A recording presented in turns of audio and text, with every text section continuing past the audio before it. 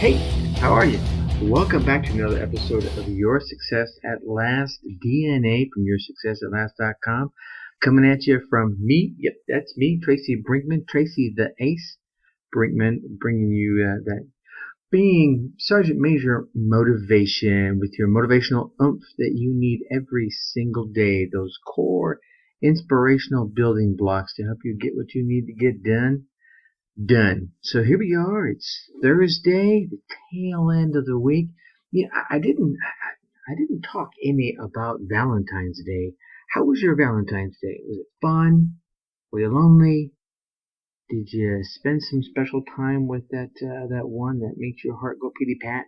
I know I did. I had an amazing weekend, and I'm going to keep it respectful and just share the fact that don't stop just because Valentine's Day is over. I mean, here we are a few days after Valentine's Day. Are you still showing that special someone that you love them? If you're not, shame on you. Go do it. Do something right after this podcast. If it's just sending them a little message, a little email, a little trinket, a little treat to show that you thought about them today and that you care. Because I know you've been thinking about them, right? Nod your head. Yep, I know you have. I'm nodding my head with you. Let them know that. All right. And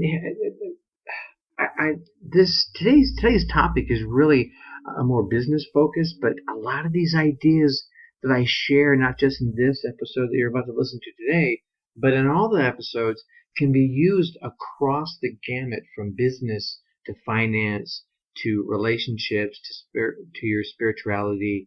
They just need a little tweaking, a little thinking outside the box. But before we get into today's topic, I want to hit you with today's question. What do you really want? What you want?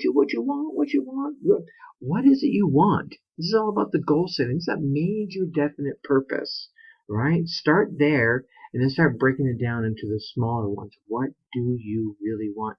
Here's the thing. So many people don't take a moment. It's really 2% of the people. Okay, maybe it's 5. 2 to 5% of the people really sit down and think about what they want. What do the other 98 to 95% of the people think about? Yeah, well, they think about what they don't want. And guess what they get more of? Yeah, what they don't want. And what you focus on is generally what you get, right? So think about what you want so that you can start working towards it. Perhaps you want to make it to the top of your business. Perhaps you're trying to capture the eye and the heart of that special someone. Perhaps you want a new house. Perhaps you want to start a business. Whatever it is, all the things that you want are really going to come back to you as a result of creating value. And that's what I want to talk to you today about, is creating value. And really, as I drafted this out, is really creating value at the workplace and coming out on top. But as I mentioned earlier, all these ideas can really be molded into any area of your life. So think outside the box. Listen with an open head and open ears and open heart. All right. So battlefield. Love is a battlefield, right? Coming out of the Valentine's Day, we got love is a battlefield. You may be finding it tough to survive in that love battlefield, right? If you're vying for the eye or the heart of someone, or in the corporate world, it's tough to survive in that corporate battlefield. Everyone's really vying for that top spot. If you're chasing after that Mr. or Miss Special someone, all right, I'm sure there's other people have their eye on them too. So you're vying for that top spot, and so are others. But with so much competition, you may be thinking from time to time that it's next to impossible to literally come out on top. However, the good news is, the reality is that you can work smarter. You can do more and take more intelligent actions. Work smarter, not harder, and you can get just about, I'm going to go ahead and I'm going to put it out there and say you can get any spot that you set your sights on. Now it's going to take some work, some effort, some value. Let's consider the term value. Creating value means accomplishing tasks that will greatly benefit your organization, your business, the person you're vying for, whatever it is. But I'm going to stop dancing around, just really kind of get this back into the business oriented. But remember, like I said, this is kind of a go into other realms for you. But if you can greatly benefit your business as well as it makes you stand out from the rest of the crowd. Wow, what a great idea that Tracy came up with. And we can use it like this and like that, right? Now here's the thing. Let's be honest. It doesn't hurt to hit your targets, right? You want to achieve the most sales or have a flawless attendance record, but that might not be enough to get you ahead.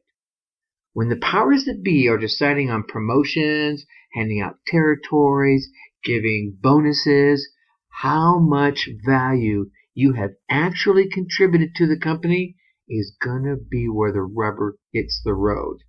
What have you contributed that will sustain the organization and allow it to grow in leaps and bounds tomorrow, next month, next quarter, next year, and into the future? All right, I know. I get it, Tracy. I get it. Create value, and I can get a promotion. Create value, and I can capture that girl or that guy's heart. Create value, and I can see financial reaping their financial rewards. How can I do that? What can you do that hasn't already been done?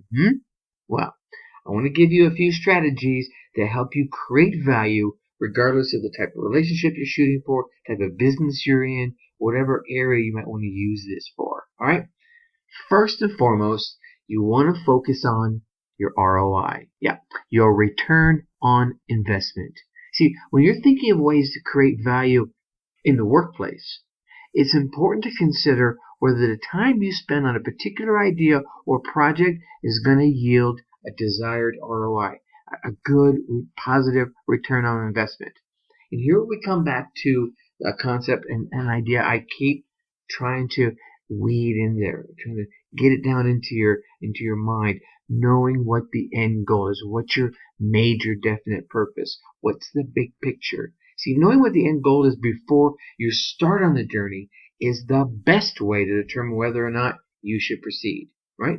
If your major definite purpose is to be happily married and some other girl starts flirting with you, should you travel down that road? Heck no, you don't want to do that.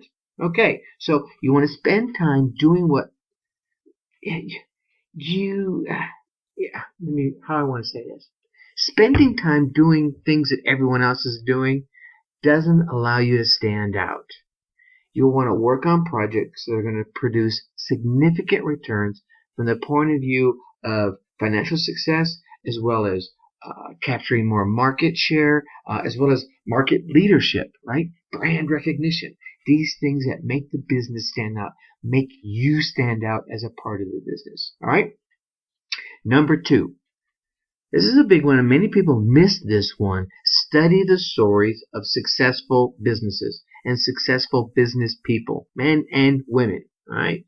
Guys, there's a lot you can learn from successful business women and vice versa. All right? If you take the time to study the stories of successful businesses and business owners, you're likely to identify something that you, your department, or your organization is missing. See, changing your focus from doing your job well to creating value, right? Creating value instead is going to help you tune into ways that make a difference on the on the success of your department, your organization, and your company. All right?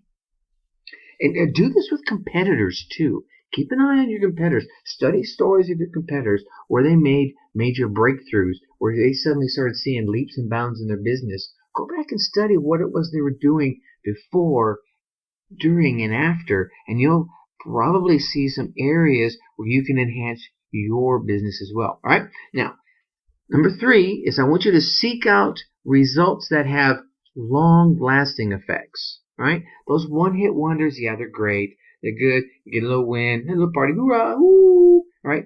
But I want you to create value. Create value. Creating a value also means doing something that has a lasting effect and helps the business and the organization and your department reap a positive reward for a long time to come. See, your contributions to building the business is going to be recognized and rewarded. Now, let me backstep here for a quick minute. If it's not being recognized and not being rewarded, perhaps you consider another business. And if it's your business, well, maybe you should consider another business. If it's not your business and you're a part of another organization, well, perhaps it's time for a different business, I say again. That's a whole other podcast, but it's really something to consider, all right? And sometimes it might be something as simple as sharing with your boss, hey, I did this, I did that, and I haven't heard anything about it, but yet we're reaping these rewards from it. They may be under the assumption that you do not want to be recognized, all right? There's some folks that don't enjoy being recognized publicly like that. They may think you're one of them, all right? And if you're not, let them know, all right? See, coming back to it now. So your contributions to building the business should be recognized and rewarded. See, it's exciting to think that you could be literally on the brink of, or really coming up with the idea of creating something that will outlive your time in the organization, or maybe even your time here on Earth, right? Sorry about that. I had a cough and I didn't want to cough in your ear. Anyway, outliving your time here on Earth. It might be a slight bit of an exaggeration, but here's the idea I'm talking about. We have an ever-changing world. You might want to put your mind not into just tomorrow's new business or tomorrow's new idea, or even next week's or next month or next quarter's, heck, not even next year's idea. I want you to think a generation ahead, right? If you can think that far out, you could really build something that has longevity, right? I'll switch back up here and think about a relationship. Think about something that your potential partner or partner might want next year, 5 years from now. And if you start thinking about that now, you could bring that into fruition sooner than 5 years, totally surprise them, and really show how much you care, right?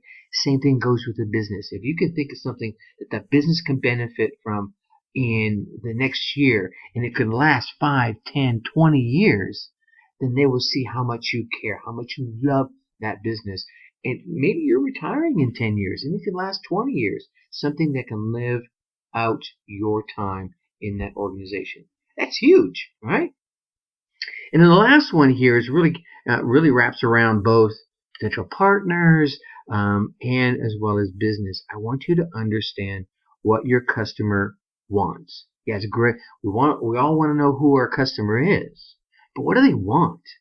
How do you know that you're even offering what the customer wants? See, so you want to take a minute, you want to take some time on a periodic basis, because customers change, right? It's an ever-changing world. The world of Facebook and Amazon and Pinterest and Twitter. New ideas and new trends are popping up all the time. So study your client base, study your customer base, so that you can assess their needs and find ways to provide what they're looking for. You'll be creating value for your customers when you understand what they want. And when you can get out there on that trend right as it starts, or right before the peak, or before your competition, you're going to reap the rewards and you will come out on top. At the end of the day, what it boils down to is, as long as you keep your mind focused on bringing new ideas and new solutions to the table, and I can't reinforce this one enough, I want you to identify problems and potential issues, but don't go bringing them to the table without ideas and solutions for them. So you want to be bringing the ideas and the solutions to the table that are going to allow your organization, your business, and your company to continue on its growth path. Heck, you want it to continue on an even faster growth path.